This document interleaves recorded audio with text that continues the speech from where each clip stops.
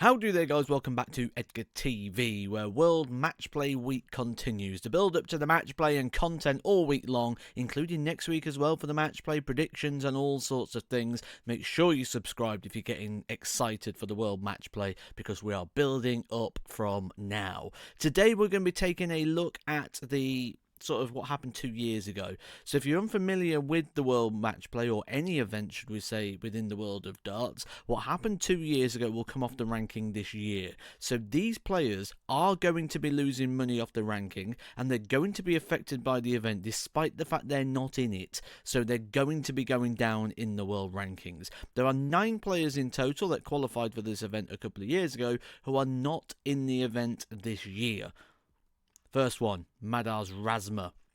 He went out in the first round 10-4 to Peter Wright, £10,000 for that. He opens the event around about the world number 37. Well, he is the world number 37. He's expected to drop around about 2 places in regards to the rankings. Little bit more coming off the rankings of Roby John Rodriguez, and more significance for him. He loses £15,000. He had 2 high 90 averages a couple of years ago, beating Johnny Clayton, losing out to Dimitri Vandenberg. Opens the event around the world number 61, but will come out of the top 64 by the conclusion of this event, which means Roby John Rodriguez will drop out of the tour card positions come the end of the World Matchplay. Callum Ridds, another one who will be going down in the rankings around about 2 places. £10,000 coming off of his ranking after a 10-2 first round defeat to Dimitri Vandenberg a couple of years ago. Failing to qualify this year means he cannot defend his prize money. Adrian Lewis, outside the tour card positions, he's just not throwing darts at the moment in the PDC. He lost 10-7 to Michael Van Gerwen a couple of years ago, another £10,000 off his rankings. It looks like Adrian Lewis is going to let this card expire. If he does come back, it's going to be on a new tour card rather than this one, you feel. Martin Lukeman, a couple of years ago, had an incredible run of form. Made the Matchplay, made the Grand Prix, did very well at the World Grand Prix if you remember. He stays around about the world number 40 mark, but it does weaken his position, seeing £10,000 come off his ranking. Come the World Grand Prix, if he's not in that event, that's when it's really going to start to sort of hurt and pay dividends against. Kim Huybrechts was pushing up towards the top 32. He now slipped further away. He was 36. He's likely to drop around about 2 places depending on results. £10,000 coming off of his Order of Merit after a 10-7 defeat to Chizzy a couple of years ago and failing to qualify on this occasion. Jose de Souza, one of the players that we picked out as being someone we expect to drop out of the top 32 soon, and well, he's on course for it. 30 grand coming off of his Order of Merit. That is his second biggest prize money coming off. So after this, he only got one big payday left on there, which was from the World Championships. And as things stand, not in the Grand Prix either. So a good run a couple of years ago, beating Clemens Cross before losing out to Gerwyn Price in the quarterfinals in a bit of a classic.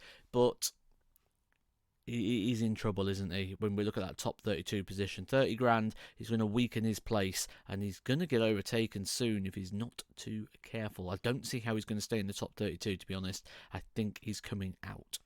Clemens also in the top 32. He's 24th, expected to drop a minimum of 1 place. I don't think he'll go too far. £10,000, no damage really. When you look at how much he's got on the Order of Merit, I think the real damage for Gabriel Clemens will come at the back end of the year, and that's when he might be struggling himself to stay in the top 32 if he does not have a good World Championship. Dirk van Duvenbode was the highest ranked player not in the event. The top 16 players get in this, and then your Pro Tour Order of Merit players. Dirk was number 17, so missed out by 1 place. A couple of years ago, had a good run here, beating Ryan Searle, Michael Smith, before losing out to Danny Noppert. But the £30,000 he's due to lose on the Order of Merit is going to see him go from 17th down 1, but likely to drop a little bit more when we look at players behind him that aren't really defending anything or that could go on decent runs. So Dirk van Duvenbode could get jumped by a few spaces. He'll still be very strong in the top 32, but his position at challenging those top 16 places could look in a little bit of doubt. Now, I will obviously look at who's got to go the other way. There's players in this that are not defending anything. They wasn't in this 2 years ago, but they're in it this year.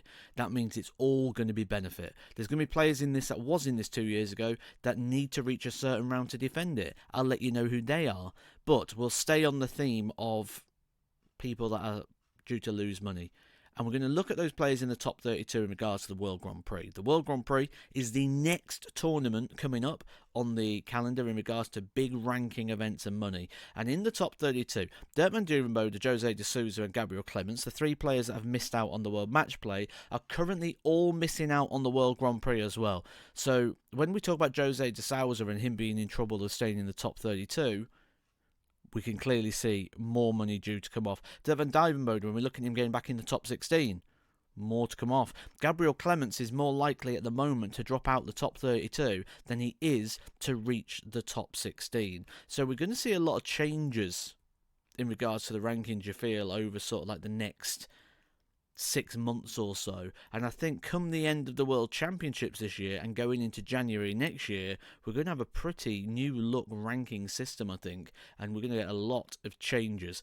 It's another one of those years of the sort of changing of the guard, as they say. It sort of happens every couple of years within the darts due to the way that the rankings work. But I'll obviously keep you up to date with all those and those predictions. If you go back to the one I did in January, you'll probably find pretty much got it right so far in regards to who's going to be moving in what positions and what places. But that is who cannot defend their money. That is who's going to be dropping down in the rankings come Blackpool. Lots more World Match Play content coming your way, and how this event affects the world of darts. Just hit subscribe, I'll talk you through it all, and I'll catch you soon. Actually, I'll catch you tomorrow for some more Edgar TV.